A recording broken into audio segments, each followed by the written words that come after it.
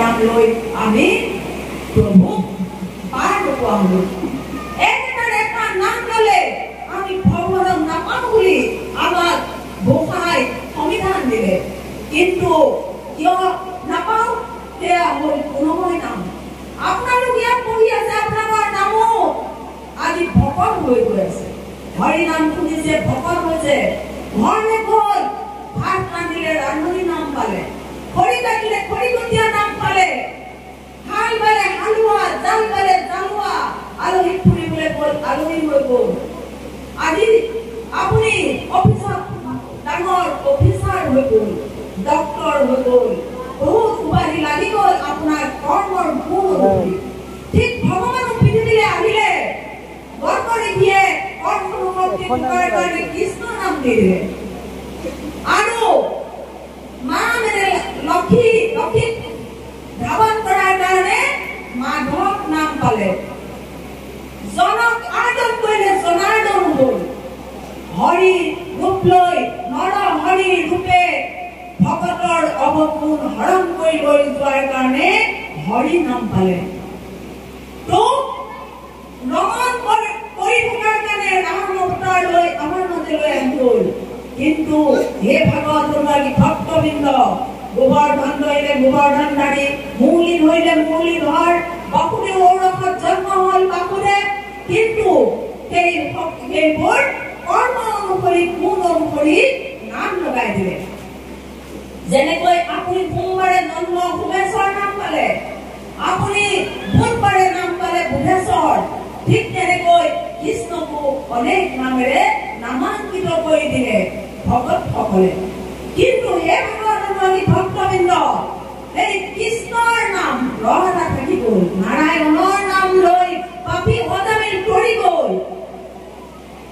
সেই ৰহটো আমি বিচাৰিব লাগে কৃষ্ণৰ নাম কি আছিল যিটো কৃষ্ণৰ নাম লৈ আছিল যিটো কৃষ্ণই অৰ্জুনক সেই নাম দিলে মোৰ নাম স্মৰণ কৰা সমস্ত হৰা সমস্ত পাপৰ গৰাকী মই হ'ম তুমি মাত্ৰ নিমিত্ত হবা কি নাম ভাবি চাওক এই নাম লৈ সেই পৰম পিতা পৰমাত্মা ৰূপী ভগৱান আকাৰ ৰূপে মানৱ চূড়ালৈ কলিকি অৱতাৰ লৈ আহি গ'ল কলিকি অৱতাৰ ছবি আপোনালোকে চাওক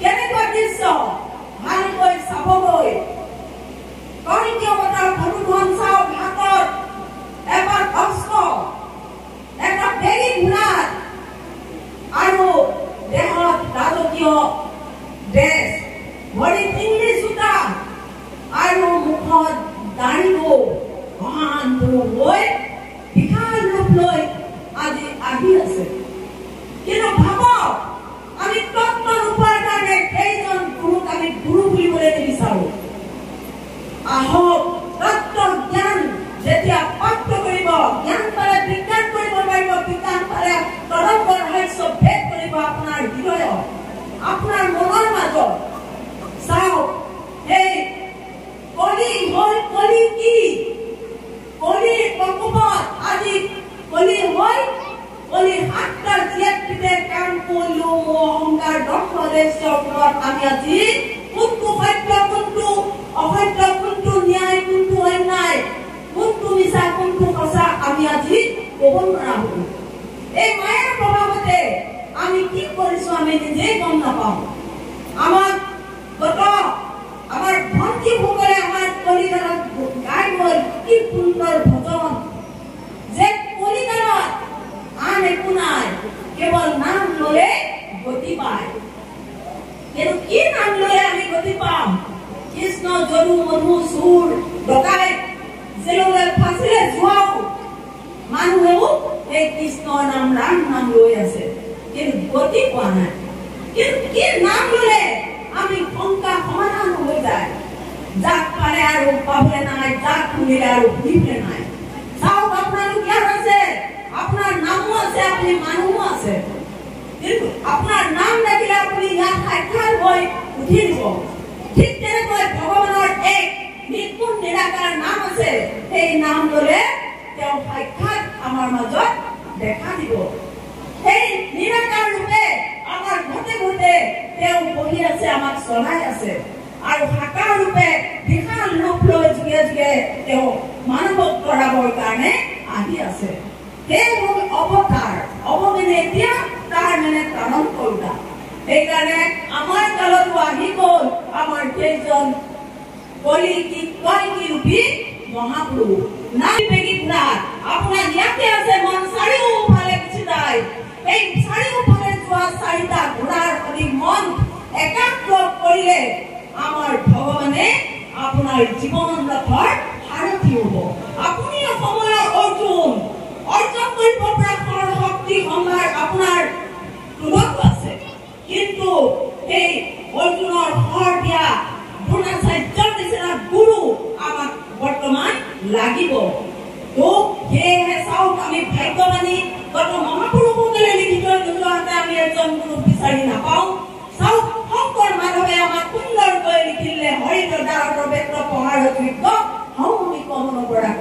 সেইজন গুৰু হৰিদ্বাৰ কণ্ঠত অৱতাৰ হৈ আজি চাওক, আমি কম নলিয়ে নৰ্মাই বহাই বস্তিয়ে গাঁৱে ভূঞে নগৰে চহৰে আজি প্ৰত্যেক ভকতক আজি এজনকৈ আমি এজন সুন্দৰ ভকতৰ ৰং আনি দিছে, যিটো সঁচা ভকতৰ ৰং। যেন জুবিন গাৰ্গে গাই আছে, আকৌ গুৰুজনা আহা আমাৰ মাজলৈ, সঁচা ভকতৰ ৰং সমাজত বিলাবলৈ, তোমাৰ সনাতন ধৰ্ম হ'ল বেবিচাৰ, নৰমায়া ধৰি আকৌ দিয়া হোৱা অৱতাৰ বুলি কৈ গ'ল।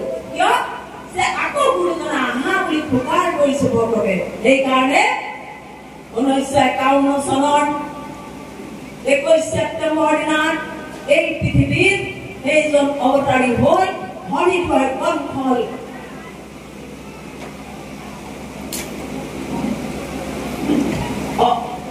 চহৰত তেওঁ অৱতাৰ হ'ল। তো আজি ভাৰতবৰ্ষকে আজি সকলোতে গাঁৱে ভূঞে নগৰে চহৰে আত্মজ্ঞানৰ দ্বাৰা এই নাম ধৰ্ম প্ৰচাৰ কৰি পৃথিৱীতে বহল প্ৰচাৰৰ দিহা কৰি আজি শংকৰদেৱৰ দ্বিতীয় ৰূপ কল্কি অৱতাৰ ৰূপে আমাৰ মাজত আকৌ গুৰুজনা আহি গ'ল। কিন্তু আমি মায়াৰ চকুৰে নেদেখো। সেইকাৰণে দিব্য চকু খুলি নিজৰ ভিতৰত ভগৱানক আৱিষ্কাৰ কৰাই দিছে। এইজনে হ'ল বিজ্ঞানী মহান পুৰুষ, আমাৰ কলি যুগত অৱতাৰ। আহক আমি তেওঁৰ ওচৰলৈ যদি আমি নাযাওঁ, শংকৰদেৱৰ কীৰ্তনত ভক্তি ৰত্নাৱলী লিখিছে যে কলি যুগৰ যিজন মহাপুৰুষ আহিব, 64 গৰা পূৰ্ণ ব্ৰহ্ম এক হৈ আহিব, তেওঁ কোনেও খেলিব নোৱাৰে। আৰু তেওঁ চৰণলৈ যদি সময়ৰ নৰমনিচ নাহে, কোনো যুগতে নিষ্ঠা নাপাব। সেইকাৰণে আহক আমি সন্ত সাধু আজি গাঁৱে কলিয়ে বুঢ়াই সকলোতে আপোনাক সেই নামৰ তৰণৰ উপায় দি আজি সকলোতে চিঞৰি আছো। আহক আমি ঠায়ে ঠায়ে আজি আমাৰ অসমৰো বহুত জেগাই জেগাই আশ্ৰম খুলি দিছে। আই আশ্ৰম চাওক, নামঘৰ গীৰ্জাত আজি মন্দিৰ মছজিদ থকা স্বত্তেও আশ্ৰম কিয় খুলিব লগা হ'ল? চাওক, আজি নামঘৰত অসমীয়াই কেৱল সীমিত হৈ গ'ল। আজি গুৰুদ্বাৰত কেৱল শিখসকলে সীমিত হৈ গ'ল। আজি হজত আজি কি কৰিছে মুছলিম সকলে সীমিত হৈ গ'ল। কাৰো জাতি কাৰো ওচৰলৈ যাব নলগা হ'ল। সেইকাৰণে আশ্ৰম খুলি দিছে সকলো জাতিৰ কাৰণে দুৱাৰ মুকলি। আহক আই আশ্ৰম দান কৰি আপুনি ভৰি লৈ আহক, ভৰি পবিত্ৰ হৈ যাব। দান ভৰি সন্ত সাধু দৰ্শন কৰক, সন্ত সাধু চকু আপোনাৰ কি হ'ব? পবিত্ৰ হৈ যাব। দুই হাতে আমি কৰ্ম কৰো, যিটো পৰা বিদ্যা পৰা কৰ্ম, সেই কৰ্ম কৰি আমাৰ হাত দুখন সফল হওক। আমাৰ গোটেই তন আমি পবিত্ৰ কৰি আমি ভগৱানৰ চৰণত যাওঁ। বেছি নকওঁ, আগত আমাৰ পূজনীয় বাইদেউসকল আছে, আপোনালোকে একাগ্ৰ মনে হৰি সৎসং শুনক, শুনিলে আপোনালোকৰ জীৱন ধন্য হ'ব। যদি আমাৰ মন ক'বলৈ যায়, অন্য কথা পাতো, তেতিয়াহ'লে আপোনালোকৰ কোন আহিব? যমৰাজে আপোনালোকক লৈ যাব। এয়া শাস্ত্ৰত লিখাই আছে। সেইকাৰণে মোৰ বাণী মানুহতে বিশ্ৰাম দিছো। হৰি অন্তৰ্য বলি আছে।